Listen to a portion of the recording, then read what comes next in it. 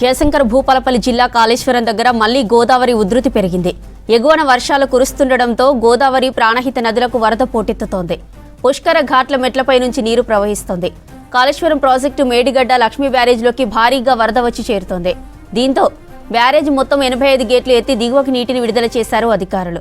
Project inflow outflow 7,09,850 క్యూసెక్కులుగా కొనసాగుతోంది. జయశంకర్ భూపాలపల్లి జిల్లా కాళేశ్వరం దగ్గర మళ్లీ గోదావరి ఉధృతి పెరుగుతుంది. ఎగువన వర్షాలు కురుస్తుండటంతో గోదావరి ప్రాణహిత నదులకు వరద పోటెత్తుతోంది. పుష్కర ఘాట్ల మెట్లపై నుంచి నీరు ప్రవహిస్తోంది. కాళేశ్వరం ప్రాజెక్టు మేడిగడ్డ లక్ష్మీ బ్యారేజ్లోకి భారీగా వరద వచ్చి చేరుతోంది. దీంతో బ్యారేజ్ మొత్తం 85 గేట్లు ఎత్తి దిగువకు నీటిని విడుదల చేశారు అధికారులు.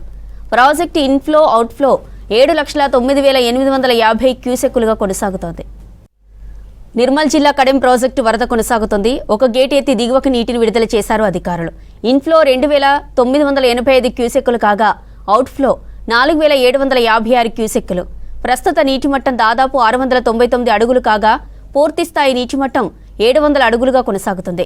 ప్రస్తుతం నీటి నిల్వ సామర్థ్యం 4.5 టీఎంసీలు కాగా పూర్తిస్థాయి నీటి నిల్వ సామర్థ్యం 4.6 టీఎంసీలుగా ఉంది.